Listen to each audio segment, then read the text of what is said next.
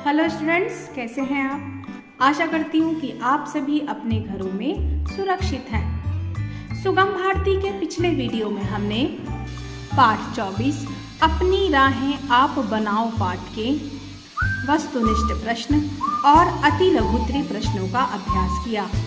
आज हम लघुत्तरीय प्रश्न और भाषा की बात इन प्रश्नों का अभ्यास करेंगे। लघुत्तरीय प्रश्न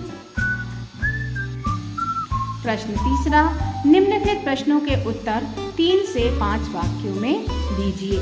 प्रश्न का, कविता में हमें कहाँ कहाँ संभल कर पग रखने की समझाइश दी गई है। तो इसका उत्तर है कि कवि ने बच्चों को समझाया है कि जीवन के रास्ते पर अनेक कठिनाइयाँ तथा परेशानियाँ उत्पन्न होंगी और कभी तुम्हें कई तरह के लालच मिलेंगे, परंतु तुम संभलकर और ध्यानपूर्वक इनमें से ठीक रास्ते का चुनाव करना, अर्थात अपने पग ध्यान से रखना। अगला प्रश्न है, कवि ने अपना गौरवगान न करने के लिए क्यों कहा है। इसका उत्तर है, कवि ने बच्चों को विशेषतः कहा है कि अपने जीवन में चाहे जितनी भी उन्नति करो, परंतु अपनी तारीफ अपने मुंह से कभी नहीं करना।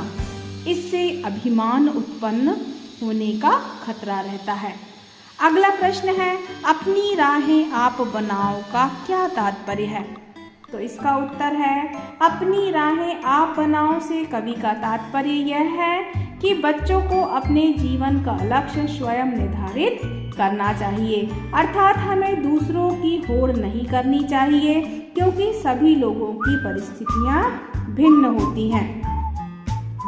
अगला प्रश्न है, पाप कर्म करने से हमें क्यों डरना चाहिए।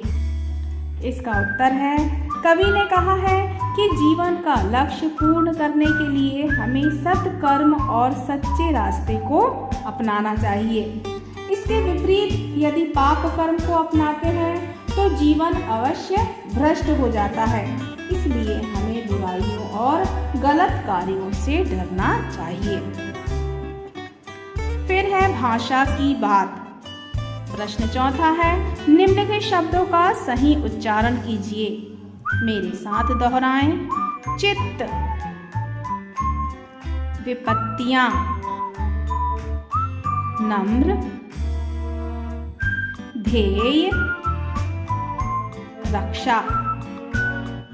एक बार पुनः दोहराएं। चित्त, विपत्तियां, नम्र, ध्येय और रक्षा।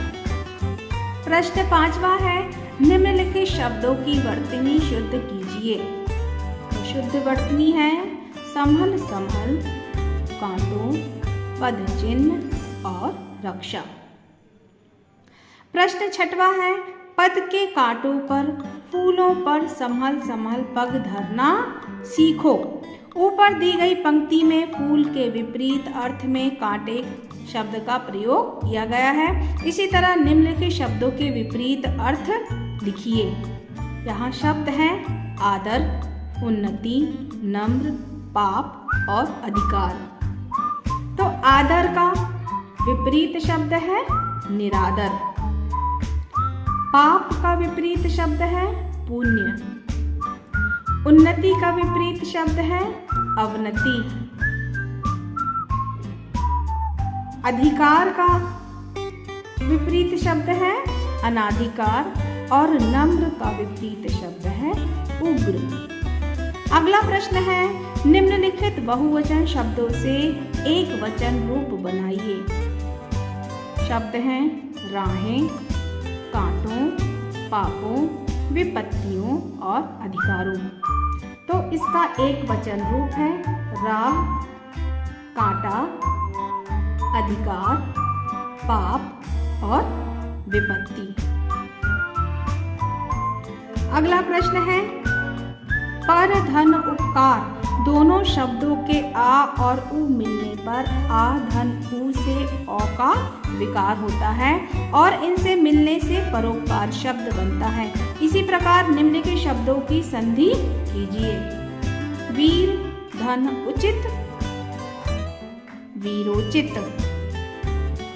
चंद धन उदय, चंद्रोदय। मानव धन उचित, मानवोचित। महाधन उत्सव, महोत्सव। और सूर्य धन उदय, सूर्योदय। तो स्टूडेंट्स, आज के लिए इतना ही। आज का आपका होमवर्क है इन प्रश्नों का पुनः अभ्यास कर इन्हें अपनी उत्तर पुस्तिका में लिखें।